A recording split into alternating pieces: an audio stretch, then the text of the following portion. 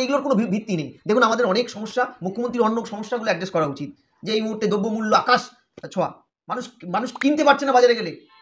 ঠিক আছে, উনি কালকে বলেছেন আলু বাইরে সাপ্লাই যাবে না, অথচ এই আলুর যারা এখানকার স্টক হোল্ডার তাদের বিরুদ্ধে কোনো ব্যবস্থার কথা উনি বলেননি। ওনার টাস্ক ফোর্স কোথায় ঘুমোচ্ছে? আলু এখান থেকে উদ্বৃত্তটাই বাইরে যায়, তাতে চাষিরা কিছু দুটো পয়সা উপার্জন করে। মূল সমস্যাটা হচ্ছে এখানকার যারা স্টক হাউস করে বেআইনিভাবে, তাদের বিরুদ্ধে কোনো অ্যাকশন নেই। আমি হুট করে একটা স্টেটমেন্ট দিলাম, চলো আলু বন্ধ করো। উনি একবার ভেবেছেন ওনার টাস্ক ফোর্স কোথায়? টাস্ক ফোর্স এই তো দুদিন পর উনি টাস্ক ফোর্স নিয়ে দৌড়ন, ভোট আসলে, ভোটের পরে টাস্ক ফোর্স নেই। মানুষ এদিকে চরম চরম ভয়ানক অবস্থায় আছে। উনি পুলিশ মন্ত্রী হিসেবে স্টেটমেন্ট দিন যে উনার দলের কাউন্সিলের বিরুদ্ধে হামলা হলো কেন, কেন এত অনুপ্রবেশ হচ্ছে পশ্চিমবঙ্গের মধ্যে। এগুলো না দিয়ে উনি বলছেন আমার মৃত্যুর পরে আমি আমার ইচ্ছে আমার স্ত্রী।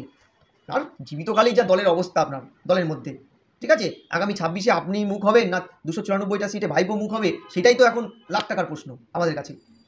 লক্ষ্মীর ভান্ডারের অনুদান বাড়ানোর আবেদন জানিয়ে মুখ্যমন্ত্রীকে চিঠি বিজেপি সাংসদ জ্যোতির্ময় সিং মাহাতো। এই যে লক্ষ্মীর ভান্ডার প্রসঙ্গে আসি, লক্ষ্মীর ভান্ডার বাড়ালে এটা কি 26-এর ভোটে কোনো প্রভাব পড়তে পারে? আর বিজেপি বা বাড়ানোর কথা বলছে কেন? শুনুন, এই যে আমি প্রথমেই যে বললাম, যারা একটা সময় এই সামাজিক প্রকল্প নিয়ে নাক শিট করতো, তারা তাদের রাজ্যে এই জুতোতেই পা পড়েছে, পা গলিয়েছে। এটা একদম ভবিষ্যৎ সত্য যে সামাজিক প্রকল্পগুলো পলিটিক্যাল পার্টি সোশ্যাল ইঞ্জিনিয়ারিংয়ের পার্ট।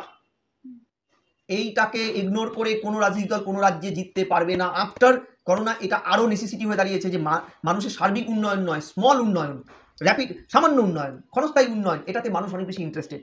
ঠিক আছে, ফলে সেই জুতোতে পা গলাতে গিয়ে ক্ষমতায় যেহেতু বিজেপি নেই, তাই তৃণমূলকে চাপে রাখতে বলছে 5,000, হয়তো দেখা যাবে বিজেপি 26 যত এগিয়ে আসবে বিজেপির একাধিক নেতা হয়তো মাসে 1 লক্ষ টাকারও দাবি করে বসবে যে আপনারা 1 লক্ষ টাকা দিন। চামড়ার মুখ বলতেই পারে, এটাও রাজনীতির কৌশলের পার্ট। কিন্তু এটা ঠিক যে মমতা ব্যানার্জি জিতে আসার যতগুলো মেকানিজম তার মধ্যে একটা কিন্তু এই সামাজিক প্রকল্প। ঠিক আছে, ফলে এটা কিন্তু বিরোধীরা বুঝতে পেরেছে এই মুহূর্তে। আগে ওরা এটাকে ইগনোর করতো, বিশ্রী ভাষায় গালাগালি করতো, এখন কিন্তু সন্তর্পণে এটার প্রশংসা করে বা ঘুরপথে এটাকে মেনে নেয়। Thank you.